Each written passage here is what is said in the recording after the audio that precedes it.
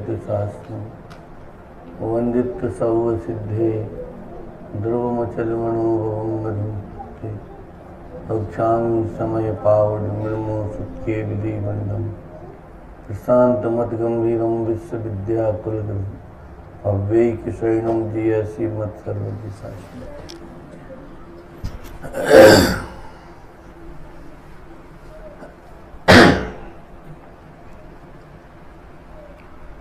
भगवत आचार्य कुंद कुंद देव द्वारा प्रणीत समय सार परमागम ग्रंथ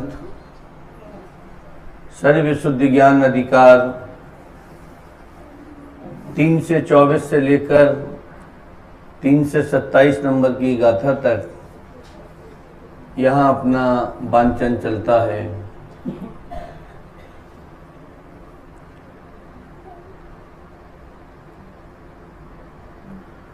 आज का दिवस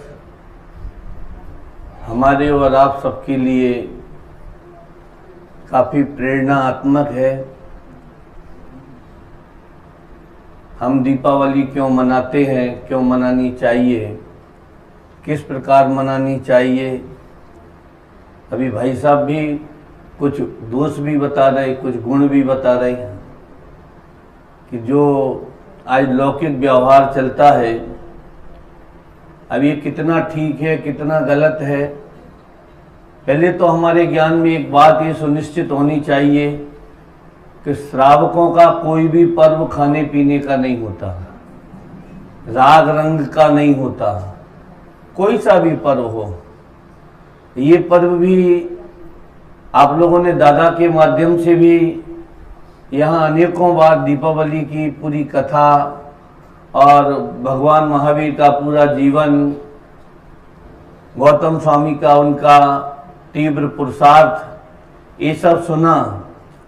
मुझे तो केवल उस पूरे प्रकरण में 2-1 बिंदु कह के ये थोड़ा सा टीका इसकी पढ़नी है। सुबह जल्दी जल्दी नहा धोकर और लाडू के लिए आना और दौड़ लगाना, ठीक है, ये सब समय पर पहुंचना, ये हमको कितनी बार विकल्प आया कि भगवान तो चले गए।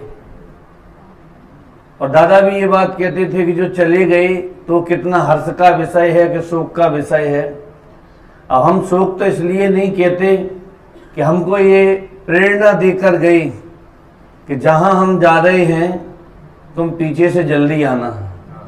अभी तो सबके अपने अपने पुरुषार्थ के ऊपर निर्भर करता है। अब गौतम स्वामी बहुत जल्दी तेजी से चले तो उनका वो बहुत तेजी से पुरुषार्थ हुआ और प्रेरणा तो आखिर मिलती है। कभी अंदर में ये भाव नहीं आता।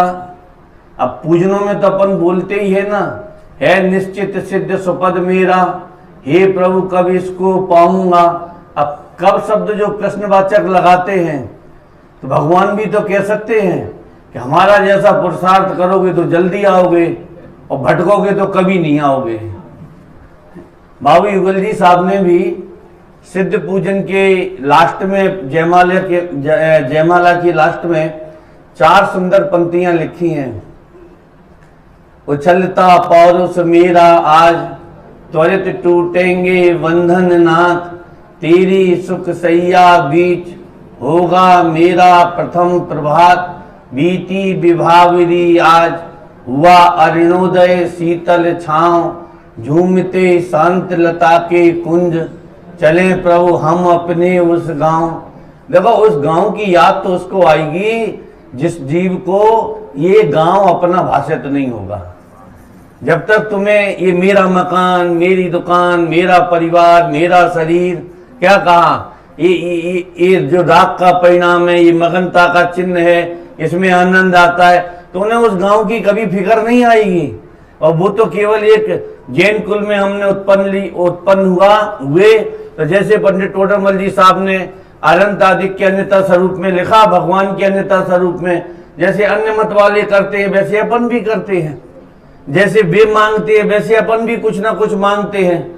तो एक तो ये जो अपना दर्शन है ये मांगने का दर्शन है ही नहीं है, ये देखने का तो है, ज्ञाता दृष्टा पने का तो है, परंतु ये जो भिक्षा वृत्ति है, मांगने की बातें हैं, ये तो अपने यहाँ है ही नहीं है। अब लक्ष्मी जी से तुम्हारा भंडार सदा भरपूर भरा रहे कि नहीं भरा रहे, अब उन्हें यही नहीं पता है कि उदय से भरा रहता है कि लक्ष्मी जी से भरा रहता है, किसके आशीर्वाद से हमारी तिजोरी भरती है। अरे वो तो छोड़ो, अभी तो हम यही मानने में लगे हैं कि हमारी मेहनत से तिजोरी भरती है, उदय से तिजोरी नहीं भरती है। अभी तो हमें इसी बात का भरोसा नहीं है। जैसे उदय का भरोसा नहीं होगा, उसे स्वभाव का कैसे भरोसा होगा। और जब उदय का भरोसा होगा तो सारे जगत के संयोगों से तुम निर्विकल्प हो जाओगे, और उदय का भरोसा नहीं होगा तो सारा जीवन हम संयोगों में ही लगे रहेंगे। हमें जब तक ये भरोसा नहीं होगा कि साता के उदय से ये देह के रोग ठीक होंगे कि जाएंगे कि रहेंगे, तो शायद पूरी जिंदगी शरीर के एक एक रोग का तुम रोग करते रहोगे। और जिनवाणी में यहाँ तक जो लिखा है कि एक एक रोग में 96 रोग होते हैं, तो तुम कौन कौन से रोग को मिटाओगे। और सारे रोगों की जो प्रकटता है वो नरक गति दिखलाती है हमको कि तुम एक एक के, अब हम ये इसकी औषधि खावे, अब ये संयोग का संग्रह करें, अब ये जुटावे। ये 23, 24, 25 नंबर की 24, 25, 26, 27 नंबर की गाथा में क्या लिखा है बताओ। अज्ञानी की परिभाषा में क्या लिखा है, क्या कहा है कि जो जीव, उसमें उदाहरण कितना सरल दिया, और उदाहरण तो इतने ही सरल होना चाहिए मुझे सबकी समझ में आ जावे कि दूसरे के गांव को अपना कहता है सो अज्ञानी है। अब पता नहीं समझ, लोग कहते समय सार समझ में नहीं आता, मैं कहता हूं कि नहीं समझ में आया ऐसी कोई बात ही नहीं है इसमें। अभी इस गाथा की टीका में कौन सी ऐसी बात है जो समझ में नहीं आए कि दूसरे के गांव को, दूसरे के मकान को, दूसरे की पत्नी को, दूसरे के अब आप फैलाते चले जाओ ना, दूसरे की तिजोरी को, दूसरे के पैसे को। जो अपना मानता हो, अपना देखता हो, वह व्यवहार विमूढ़ अज्ञानी जीव है। अज्ञानी की परिभाषा की ना 19, 20, 21, 22 नंबर इन 3 गाथाओं में की। 19 नंबर की गाथा में तो जीव अज्ञानी कब तक रहेगा इसकी चर्चा की। तरी कियंतम कालम अयम अप्रतिबुद्ध भवती इति अवधीयताम। ये जीव कितने काल तक अज्ञानी रहेगा कि जो कर्म और न कर्म को अपना मानता रहेगा और अपने को भी कर्म और न कर्म का मानता रहेगा। ये मेरे हैं और मैं भी इनका हूं। अब मतलब कितनी सरल, इससे ज्यादा कुंद कुंद स्वामी और क्या सरल करें कि भाई साहब तुम हमारे हो और हम तुम्हारे हैं। भाई ये 4 गति का चक्कर है, बस इतना सा, कितना, और तुम और हम हमें। परंतु ये जगत भी बहुत स्वार्थी हो गया है। क्या कहा, बहुत स्वार्थी है। कोई अगर अपना फ्यूचर, अपना भविष्य अगर ये ना देखे तो दूसरों के साथ में कैसा व्यवहार करता है। और अगर किसी को किसी से मतलब नहीं हो तो कोई व्यवहार नहीं करता। हम कर्म के उदय से आपको बताते हैं। अभी एक बात ये बताओ, स्वर्ग में 16वें स्वर्ग में सीतेंद्र देव भी और 16वें स्वर्ग में मंदोदरी का जीव भी, क्योंकि दोनों ने हरि का व्रत लिया। अरे तो एक अकेले रावण की मति खराब हो गई थी, बाकी के तो उसके कुल में सब बढ़िया ही थे।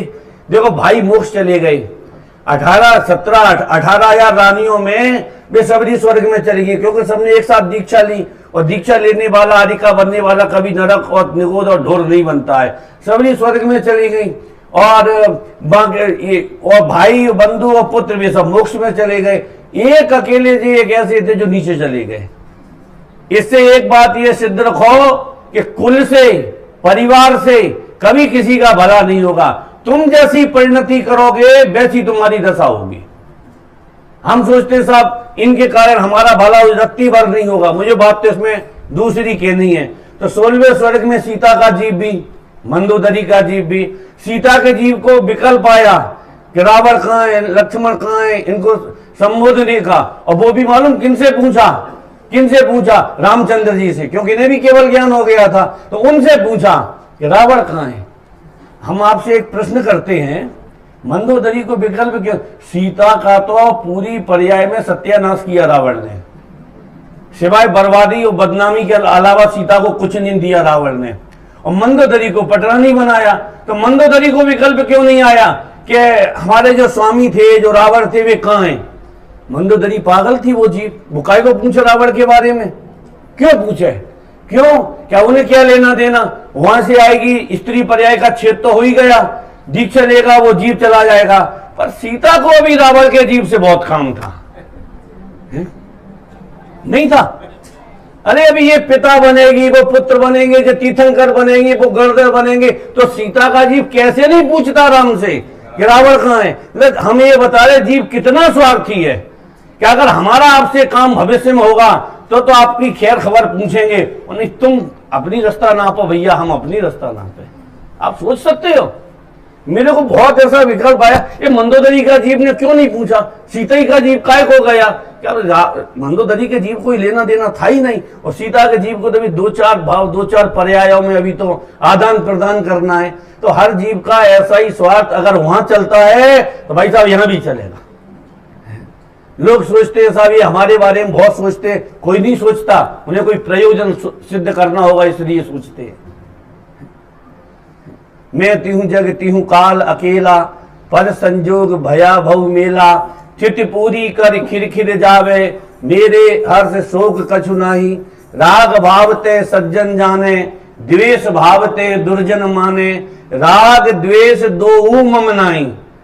अब जो लोग हमें अच्छा कहते हैं तो राग के कारण, बुरा कहते हैं तो द्वेष के कारण, और तीनों लोगों में हम सदा से अकेले हैं।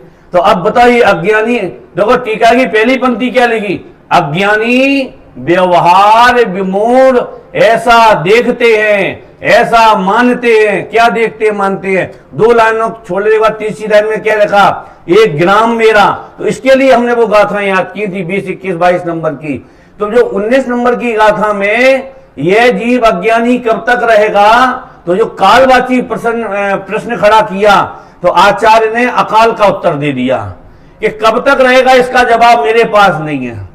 तुम आज चाहो तो आज अज्ञान छोड़ दो, कल चाहो तो कल अज्ञान छोड़ दो, बुढ़ापे में चाहो तो बुढ़ापे में अज्ञान छोड़ दो, अगली पर्याय में चाहो तो अगली पर्याय में अज्ञान छोड़ दो, और 2-4 बार अगर नरक के डंडे खाने हो तो तब अज्ञान छोड़ दो, तुम्हारी मर्जी है।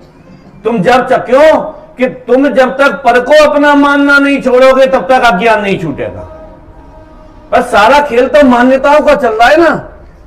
और फिर 20, 21, 22 नंबर की गाथा में अमृतचंद स्वामी प्रश्न खड़ा करते कि ननु कथम अयम प्रत्यबुद्ध लक्षित, कि महाराज अज्ञानी का लक्षण क्या है, क्यों क्या है अज्ञानी का लक्षण बताओ।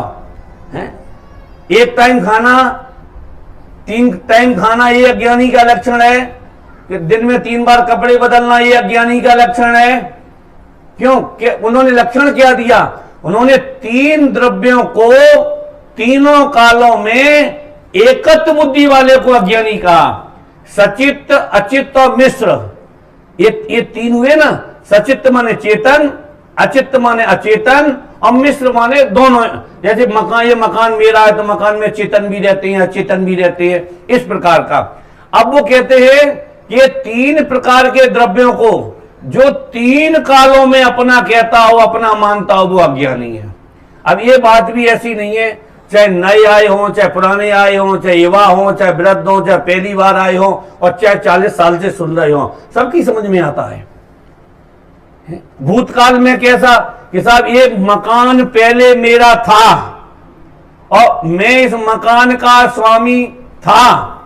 अभी देखो व्यापार में नुकसान पड़ा, मकान बेच दिया, और मकान के प्रति एकत्व बुद्धि नहीं बेची है, बेची नहीं, एकत्व बुद्धि नहीं बेची। संयोग छूट गया और संयोगी भाव विद्यमान बना रहा, ये अज्ञानी का लक्षण है।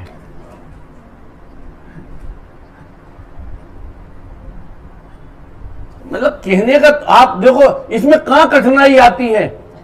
अरे भगवान महावीर आज मोक्ष चले गए तो वे कुछ हमसे भी कह गए हैं कि जो हमने 30 वर्षों तक तुमको समझाया, जो 30 वर्षों तक हमने तुमको सुनाया, कम से कम तुम उसकी लाज तो रखना, उसका चिंतन तो करना। इसकी पहली गाथा में जो मंगलाचरण में कुंद कुंद स्वामी ने जो कहा है कि हम जो श्रुत केवलियों के द्वारा कहा गया है मैं वही कहूंगा। अमृतचंद आचार्य देव इससे भी एक कदम और आगे निकले और उन्होंने क्या कहा, उन्होंने ये कहा कि यह अरहत प्रवचन का अवयव है, ऐसा मूल शब्द पड़ा इसमें।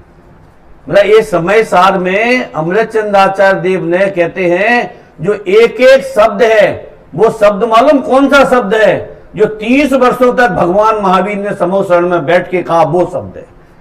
भले ही आज हम 25 से 25.5 वर्ष के बाद हमारा जन्म हुआ हो, परंतु कोई हताश होने की, घबराने की कोई बात नहीं है। आप ये समझो कि हम आज भी भगवान महावीर के समूह शरण में बैठे हैं। इससे ज्यादा सौभाग्य तीनों लोकों में बोलो और क्या हो सकता है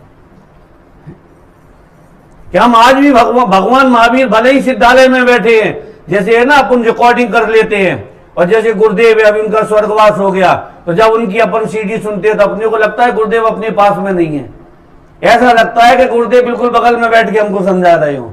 तो समय सार पढ़ के हमको ये क्यों नहीं लगता है कि भगवान महावीर हमारे बगल सामने बैठे हैं। मतलब इतना बहुमान लेके अगर आगम का अभ्यास करोगे तो कार्य की सिद्धि कैसे नहीं होगी, अवश्य कार्य की सिद्धि होगी। अज्ञानी व्यवहार विमूढ़ ऐसा देखते हैं, ऐसा मानते हैं। क्या देखते मानते हैं कि ये मेरा है और मैं इसका हूं। बनारसी दास जी ने तो गजब का अज्ञानी की परिभाषा लिखी उन्होंने तो, धर्म न जानत बखानत भरम रूप, ठोर ठोर ठानत लड़ाई पक्षपात की, भूले अभिमान में न पांव धरे धरनी में, हृदय में करनी विचारे उत्पात की, फिरे डमाडोल सो कर्म की कलोलन में है रही अवस्था, बघूले जैसे पात की, जाकी छाती ताती कुटिल कोवाती, ऐसे ब्रह्म घाती मिथ्याती महापात की है। मिथ्यात वाले जीव को क्या कहा उन्होंने? ब्रह्मघाती। ब्रह्मघाती माने अपनी आत्मा का घात करने वाला। इन्होंने भी लिखा, अमृतचंद आचार्य देव ने कहा लिखा, ये भाई साहब जो चला रहे बंद अधिकार में 168-169 नंबर के कलश में, आत्म हनो भवंती इस शब्द का प्रयोग किया है आचार्य ने, है सर्वम सदैव नियतम है ना, जिसकी बिल्कुल 69 नंबर के कलश की अंतिम पंक्ति है ये कि आत्म हनो भवंती, कि वह जीव जो मैं पर का करता हूं, दूसरे को सुखी करता हूं, दूसरे को दुखी करता हूं, वह अपने आत्मा का हनन माने घात का हत्या करता है। अरे फांसी पर लटकोगे तो ये कई बार मरोगे, जहर खाओगे तो एक बार मरोगे, समझना, रेल की पटरी के नीचे लेटोगे तो ये कई बार मरोगे, हैं? मैं देह की क्रिया का करता हूं, हर पल मरोगे। अब बता वो मौत ज्यादा अच्छी है कि ये मौत ज्यादा अच्छी? मौत तो कोई भी अच्छी नहीं है। जो पर के साथ में एकत्व बुद्धि का, पर के साथ में कर्तृत्व बुद्धि का जो क्षण क्षण का परिणाम होता है, ये तुम हर क्षण मर रहे हो, वो तो एक श्वास में 18वें बार जन्मता और मरता है, और एक सेकंड में 18 बार, और एक सेकंड में असंख्यात समय होते हैं। यहां तो तुम असंख्यात बार मर रहे हो, असंख्यात बार पैदा हो रहे हो। हमें पेड़ एक सोचने के लिए हमारा जो मन है ना, इस बात के लिए कभी अग्रसर ही नहीं होता, हमको लगता ही नहीं है। देखो भैया, भव की दुर्लभता जब तक ख्याल में नहीं आएगी, और आगामी अनंत जब तक दुख दिखाई नहीं देंगे, क्या कहा अनंत, हमको ये जब तक नहीं, ये इतनी सी बात हमारी पकड़ में नहीं आएगी कि जो आज जिसके लिए हम मरते हैं ये सब छोड़ के जाना पड़ेगा। रावण अकेला आज तीसरे नरक में है, जब ये ग्रस्त दशा में था, अर्धचक्री था, बोलो कितना, 3 या मनुष्य पर्याय से नरक गति तक पहुंचने में कितना समय लगेगा? 3 अधिकतम 4 समय लगता है, 2 समय लगे, 3 समय लगे अधिकतम। अब तो मोड़ का हिसाब है, नहीं तो अधिकतम 4 समय लगता है। अभी आप देखो, अब समझना, 1 सेकंड के पहले 3 खंड का अधिपति है, और 1 सेकंड के बाद तीसरे नरक का नारकी। भूधर दास जी ने जो पार्श पुराण लिखा है ना पद्य में, उसमें उन्होंने ऐसा लिखा है कि जब ये जीव ऊपर बिल में से नीचे टपकता है ना, तो नरक की भूमि का प्रथम समय में स्पर्श करता है, तो उसकी केवल स्पर्श मात्र से इतनी वेदना होती है कि 500 योजन उछलता है। 1 योजन कितना बड़ा होता है? 2000 कोस का 1 योजन कहा है, 1.25 इंच का 1 अंगुल, 4 अंगुल का 1 हाथ, 4 हाथ का 1 धनुष, 5 से धनुष का 1 कोष, 2000 कोष का 1 योजन। मतलब पहले समय में जो वहां की मिट्टी का जो स्पर्श होगा उससे कितना उछल। अरे हमारे पैर में एक जरा सा कांटा चुभ जाता है तो पैर हमारा 4 अंगुल उछल जाता है। ये बात आप लोगों की समझ में नहीं आई, गारंटी से नहीं आएगी, क्योंकि आप लोगों के यहाँ तो किचन में भी चप्पल पहनते तो कांटा, अब तो कोई एरिया समिति से तो चलते नहीं है नंगे पैर हैं। किचन में जब चप्पल पहनोगे तो कांटे का वेदन तुम्हें कैसे होगा, और जब कांटे का ही वेदन नहीं होगा तो नरक में 5 से योजन उछलोगे, ये हम कैसे समझाएंगे आपको। इसका अर्थ उल्टा नहीं लेना कि 5 से योजन समझने के लिए हमें कांटों पे चलना पड़ेगा। आप सोचो, मतलब नरक के एक समय की कितनी पीड़ा। अब भूखे हैं, प्यासे हैं, समुद्र पी जाए, 3 लोग को नाच खाया, वो सब आप अभी साइड में रख दो। अभी तो स्पर्श मात्र की हम तो वेदना बता रहे हैं। और मिथ्या दृष्टि नरक जाता है, ये बात ध्यान रखना है। प्रथम नरक बुन सटभु ज्योतिष बान भवन सर नारी। आप सोचो पहले नरक के, वो तो पहले नरक में भी वो तो संयुक्त के पहले अगर आयु कर्म बंध जाए तो वो एक जुदी बात है। नहीं, ज्ञानियों के लिए कहाँ ये नरक बरक की कोई बातें आती हैं। अरे इन्होंने लिखा है मोक्ष पाउड में एक गाथा आती है, दादा ने भी कोट किया है कुंदकुंद शतक में है। ते धन्ना सुकथया ते सूरा ते पंडिया। बताओ है कि बेधन्य हैं, बेकृताग्र हैं, बेसूरवीर हैं, बेपंडित हैं। कौन? कि जिन्होंने स्वप्न में भी संयुक्त को मलिन नहीं किया। किनको धन्य कह रहे? ये स्वप्न में संयुक्त में, ये स्वप्न का अर्थ समझते हो? ये कभी कभी स्वप्न में भी गड़बड़ हो जाती है। क्या कहा? इसलिए ज्यादा स्वप्न नहीं देखना चाहिए। देखो स्वप्न की हम आपको एक छोटी सी बात बता दें कि एक बार एक ब्रह्मचारी जी थे। अब वो ब्रह्मचारी ऐसा नहीं लगाना कि उनके थे कि अपने थे, पर एक कॉमन मान के चलो एक ब्रह्मचारी जी थे। एक गांव से दूसरे गांव जा रहे थे, तो उस समय आपके ये बिस्लरी का पानी तो मिलता नहीं था जो साथ में लेके चले, तो वो लोटा डोर चलती थी। लोटा डोर समझे ना? आजकल की पीढ़ी को बताना लोटा डोर भी बहुत मुश्किल है। तो वो कहेंगे लोटा डोर काहे को चलते थे, तो अब उन्हें बताना पड़ेगा। रास्ते में प्यास लगे भाई, एक थैले में पहले के बुजुर्गों के पास 3 चीज होती थी, 4 चीज होती थी। एक थैले में सत्तू होता था, छन्ना होता था, लोटा और डोर, क्योंकि ये अपना आहार अपना साधन अपने पास रहता था उनका। तो एक ब्रह्मचारी जी दूसरे गांव जा रहे होंगे, जेठ माने मई जून का महीना होगा, गर्मी लगी, बहुत गर्मी, प्यास लगी होगी, तो वहां एक पेड़ के नीचे कुआं होगा, तो वहां उन्होंने कुएं में से पानी निकाला, छाना जो भी था वो अपना पी के वही कुएं के पाट पे अपने सो गए। सोते सोते उन्होंने एक स्वप्न देखा। क्या स्वप्न देखा? कि मेरी शादी हो गई है और मेरे बगल में मेरी पत्नी लेटी है। तो पत्नी ने कहा कि जरा सर को, सरकना समझते नहीं, सर को, तो बोले सर के, तो उन्होंने कहा नेको सर को, नेको सर के, उन्होंने कहा न्योक और सर को, तो जाके कुएं में धड़ाम गिरे। अब देखो, देख स्वप्न में रहते और सड़क हकीकत में रहते, दोनों का तो समझे क्या कहा? देख स्वप्न में रहे थे, अब वो जब कुएं में गिरे तो वो चिल्लाए जोर जोर से, वो चिल्लाए कि बचाओ बचाओ। तो गांव वाले आ गए, खेत पे जो काम करते थे उन्होंने ऊपर निकाला, अरे महाराज आप कुएं में कैसे गिरे? तो उनकी तरफ यूं देखते हैं कि तुम्हारी शादी हो गई क्या? कि हो गई।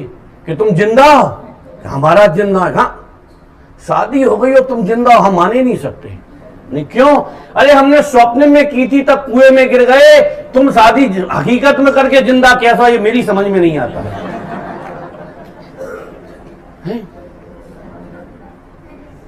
समझ में आया? ये बात हमने काय के लिए आपको हंसाने के लिए ये कह रहे हैं कि ज्ञानी स्वप्न में भी संयुक्त को मलिन नहीं करते। ये वो गाथा है ना मोक्ष पाउड की, वो बता रहे हैं हम तो आपको। स्वप्न में भी स्वप्न में संयुक्त को मलिन नहीं करते। इसका अर्थ क्या लेना? स्वप्न में भी देह के कर्ता नहीं बनते, स्वप्न में भी अपने को करोड़पति नहीं मानते, स्वप्न में भी क्या कहा? परिवार के स्वामी नहीं बनते। अरे स्वप्न में भी जगत के कर्ता नहीं बनते, उनको सम्यक दृष्टि कहते। किसको मिथ्या दृष्टि किसको कहते, उनकी परिणति तो देखो। मिथ्या दृष्टि किसको कहते, सम्यक दृष्टि किसको कहते। तो जो बनारसी दास जी की जो हम आपको बात बतला रहे थे ना कि धर्म न जानत बखानत भरम रूप ठोरे ठोरे ठानत लड़ाई पक्षपात की, ये मिथ्या दृष्टि, ये धर्म भरम कुछ नहीं जानता। क्या कहा, केवल कभी एकांत का पक्ष, कभी निश्चय का पक्ष, कभी व्यवहार का पक्ष, कभी उभयाभास का पक्ष, मतलब कोई ना, और कभी देह का पक्ष, समझना, कभी देह का पक्ष, कभी पैसे का पक्ष, कभी रूप का पक्ष, सब लगाना आप जो लगा सको शांति से बैठ के। कभी इसका पक्ष कि धर्म न जानत बखानत माने कहता है, बखानत भरम रूप, भ्रम रूप प्रवर्तन करता है कि धर्म न जानत बखानत भरम रूप ठोर ठोर ठानत लड़ाई पक्ष, हर जगह जहां जाएगा वहीं लड़ मरेगा, जहां जाएगा वहीं लड़ मरेगा। और फिर सीना ठोक के कहेगा, बात आई हमने तो 100 सुना दी ठोक के, शाबाश। ये मतलब माला पहनाने लायक व्यक्ति है कि अरे सुनाई नहीं जाती अपने यहाँ कि हमने ठोक के 100 सुना दी। अरे तुमने क्या 100 सुना दी? तत्व के अभ्यासियों की कसाएं तीव्र नहीं होती, और जिनकी कसाय और मोह की तीव्रता होती है वे तत्व के अभ्यासी नहीं होते। धर्म न जानत बखानत भरम रूप ठोर ठोर ठानत लड़ाई पक्षपात की, भूले अभिमान में न पांव धरे धरनी में, हृदय में करनी विचारे उत्पात की। अब वो उत्पात का अगर अर्थ करो तो हमें सभी अशुभ भी ले सकते हो, शुभ भी ले सकते हो। उत्पात, उत्पात माने कि अहंकार में वो कार्य करे और फिर डामाडोल सो कर्म के कलोलन में। अब बताओ उसकी दशा कैसी, बबूले जैसी पात की। बबूला माने ये बमूल होता है ना, तो बमूल माने कांटेदार पेड़ होता है गांव में, और उनकी पगडंडियों में बहुत होते हैं। तो उसमें बबूले का जो सूखा हुआ जो पत्ता होता है ना, तो जब वो टूटता है तो किधर जाता है कि जिधर हवा का झोंका होता है वह उधर उड़ जाता है। तो ऐसे ही भाई साहब ये जीव कहाँ गिरेगा कि जहां कर्म का झोंका लगेगा। ये तूने नरक के कर्म बांधे हैं तो वो उधर झोंका लगेगा तो तू उधर चला जाएगा, उधर झोंका लगेगा तो उधर चला जाएगा। ये दशा अज्ञानी की अनादिकाल से ऐसे ही बन रही है। एक बार कम से कम ये हमको विकल्प तो आवे कि ये अज्ञान दशा में आत्मा को रहना ये शोभता नहीं है। ये गुरुदेव ये जो बोलते कितना कहते, अरे 3 लोक का नाथ, 3 लोक का नाथ, 3 लोक का नाथ। बताओ वो हमको 3 लोक का नाथ कहते हैं और हम नरक में सड़ रहे जाके, हम निगोदा में पड़े हैं। ये शोभा देता है हमको? जरा जरा सी बातों में जब भी आपको मैं सच कहता हूं कसाय आती हो तो ये सोचना कि तू 3 लोक का नाथ है, कसाय नहीं करेगा। मोह की तीव्रता अगर अंतरंग में चलती हो कि 3 लोक का नाथ, मोह नहीं करता है, तुम काय को मोह करते हो? ये लिखा ना पहली पंक्ति कि अज्ञानी व्यवहार विमूढ़, ऐसा देखते हैं, ऐसा मानते हैं क्या। और फिर नीचे उन्होंने क्या लिखा, नीचे उन्होंने लिखा एक ग्राम मेरा, ये नगर मेरा। अब दूसरे के गांव को, मतलब वो ये कह रहे हैं कि ये आत्मा के अनंत गुणों के अलावा तुम्हारे लिए सब दूसरा ही है।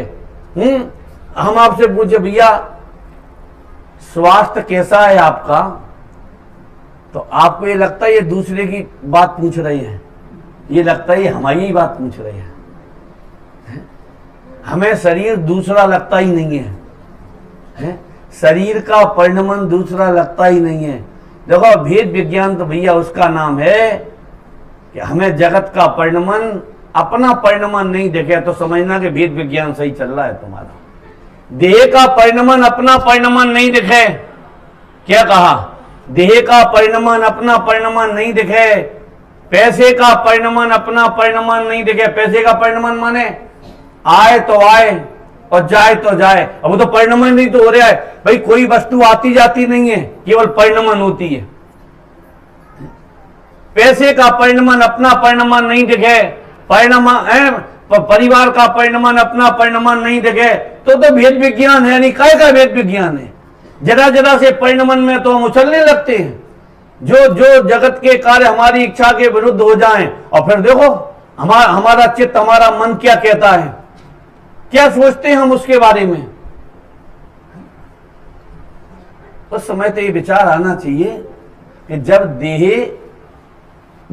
रोगी होने के लिए स्वतंत्र है तो हम भी तो भेद विज्ञान करने के लिए स्वतंत्र हैं। हम क्यों पराधीन बन जाते हैं? हम क्यों 24 घंटे विकल्पों का लंबाना? ये व्यवहार मूलता है। किसी भी द्रव्य के संदर्भ में कोई भी विकल्प आता है, जितनी जल्दी टूट जाए उतनी जल्दी आप सुखी हो जाओ। और फिर उन्होंने नीचे लिखा, अमृतचंद्राचार्य देव ने क्या लिखा कि ज्ञानी तो एक कणिका मात्र को भी अपना नहीं देखते। देखो टीका में लिखा कि नहीं लिखा है? एक कणिका मात्र को भी अपना नहीं मानते हैं।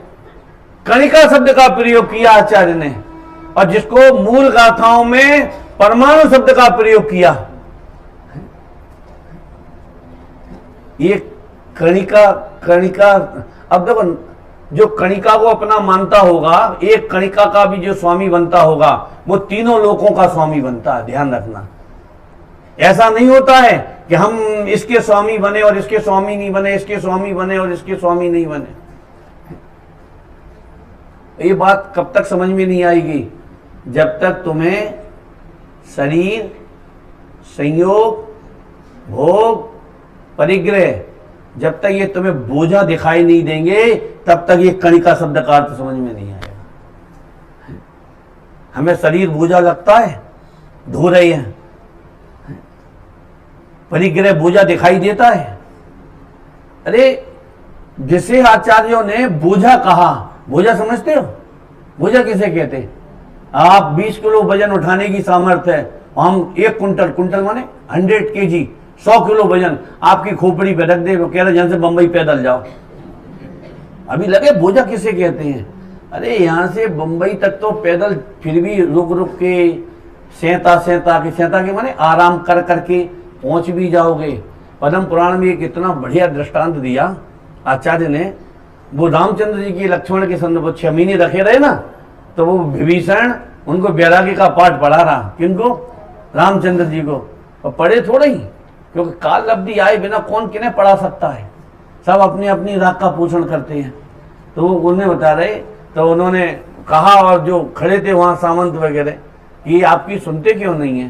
तो उन्हें कि इसलिए नहीं सुनते हैं, देखो हृदय पे बहुत बड़ी शिला बांधकर स्वयंभू रमुण समुद्र तैरा जा सकता है, और राग के तंतुओं से बंधा हो तो एक कदम नहीं चल पाएगा।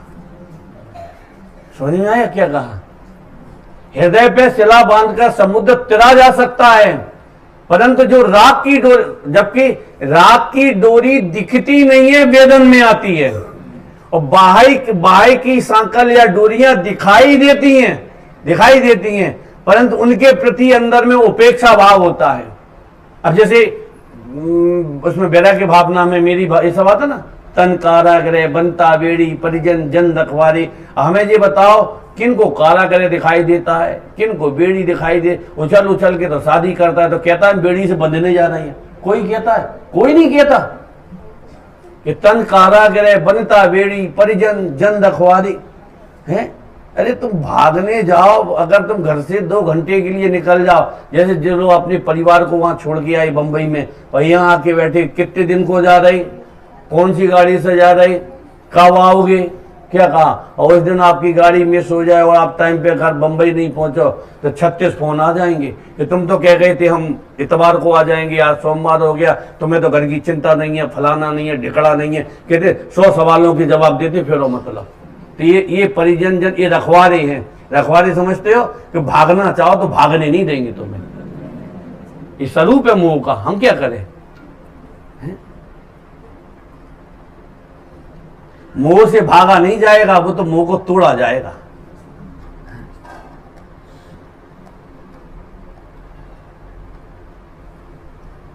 कितनी सुंदर सुंदर पंक्तियां हैं, देखो मैं टीका एक बार फिर से पढ़ूं कि अज्ञानी जन ही व्यवहार में ही विमूढ़ होने से परिद्रव्य को देखो ऐसा देखते हैं, मानते हैं कि यह मेरा है। अज्ञानी की मैं समझता हूं इससे भी सरल कोई परिभाषा हो सकती है? व्यवहार, तो वो जो अपन व्यवहार चलाते हैं, देखो इसकी मूल गाथा में एक बात आती ना,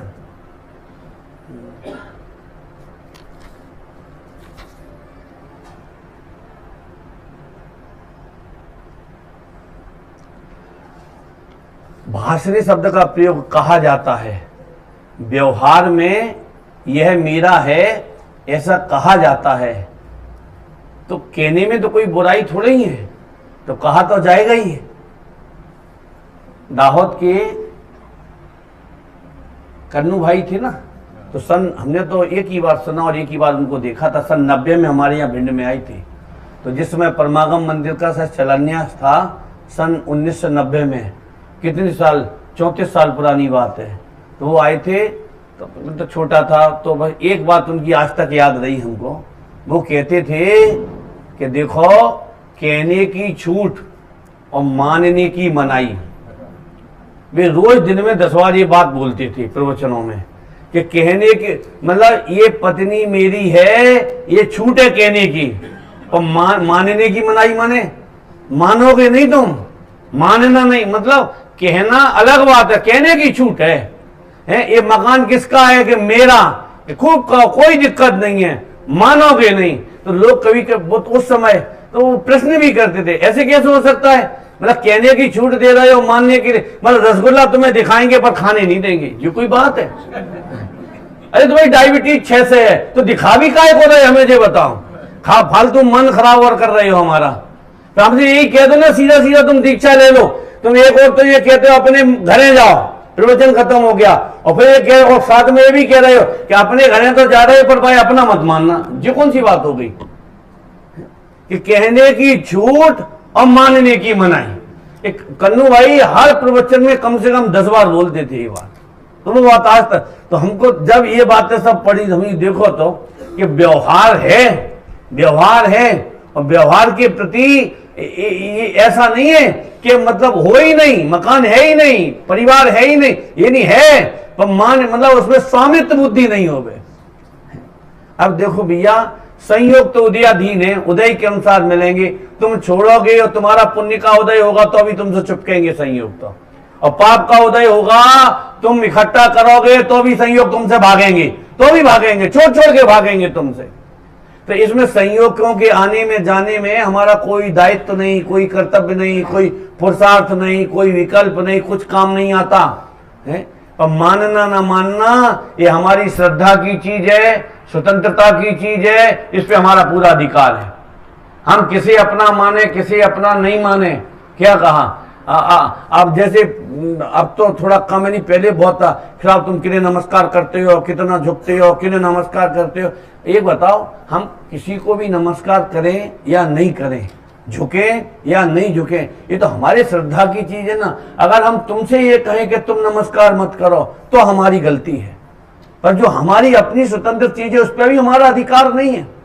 हम किसे अपना माने, किसे अपना नहीं माने, क्या कहा, हम किसके प्रति राग भाव रखें और किसके प्रति राग भाव नहीं रखें, क्या इसमें कोई पर की अपेक्षा हो सकती है? ऊपर ऊपर से कभी कभी आपने देखो, ज्ञानियों के जीवन में भी ऊपर ऊपर से आपको बहुत दिखाई देता होगा, बहुत राग है, बहुत राग है, बहुत राग है। क्यों? जैसे बेंसरी के वचनामृत में, अरे वो तो छोड़ो, मुनराज के लिए लिखा उन्होंने तो कि अभी तो बहुत राग बाकी। कौन सा? संजोलन कसाई के लिए लिखा कि अभी बहुत राग बाकी है। और तुम अनंतान बंदी के साथ बैठे हो और तुम तो जो ही अपने को बीतरागी कहीं जा रहे हो। हैं? संजुलन कसाय में भी अगर बहुत राग नहीं होता, संजुलन कसाय का बता रहे, जिसे मतलब बिल्कुल जीर्ण शीर्ण तो उसके लिए भी कभी कभी कितने भाव धारण करने पड़ते हैं वो संजुलन कसाय के अभाव करने के लिए। आचार्य कुंद देव को भी तो आखिर संजुलन का ही तो कसाय रह गई। अब देखो, अनादि का ज्ञान चला गया, अनादि का ज्ञान चला गया। और जैसे तुम जरा सा राग कहते हो, अरे जरा सा भी बहुत है, जरा सा भी बहुत है।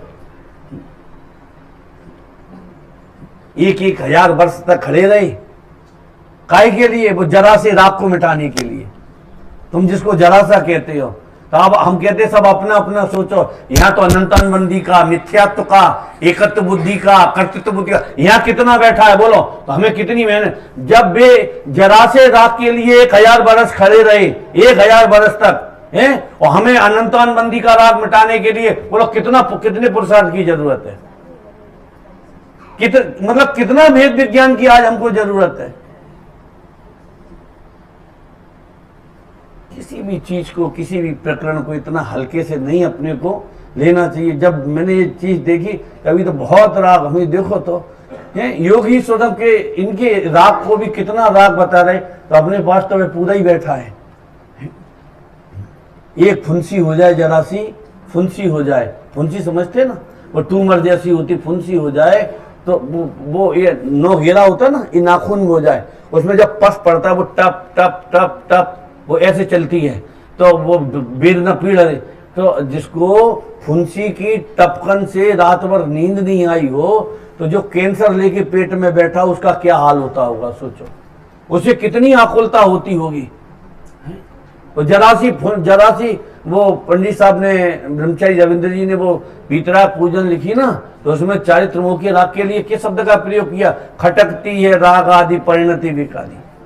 बोले चारित्र मोह के राग को खटकना समझते हो, क्या खटकना, अपन शांति से बैठे हैं और एक यहाँ गिलास या लोटा गिरे धड़ाम, तो एकदम खट हुई ना, एकदम क्या हुआ, किसी ने जोर से फाटक खटखटाएगा, एक क्या हुआ, तो उपयोग टूटता है कि नहीं टूटता है। तो ये जो चारित्र मोह संबंधी जो संचलन कसाय है, अरे ये भी खटकता है ज्ञानियों को।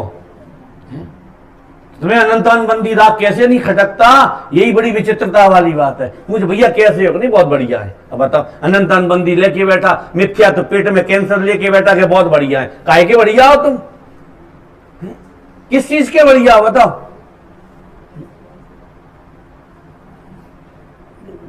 मतलब कहने, हो गया समय, 2 मिनट में पूरा करता हूं। तो कहने का तात्पर्य है कि अज्ञानी व्यवहार विमूढ़ पर को ये मेरा है ऐसा देखते हैं, ऐसा मानते हैं, ऐसा देखते हैं। क्या देखते, ये मेरा है और मैं इसका हूं, भाई इसका नाम अज्ञानी है।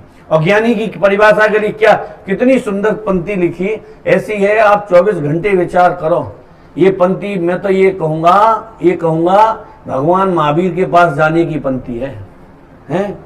ज्ञानी तो एक कणिका मात्र को भी अपना नहीं मानते, अपना नहीं देखते।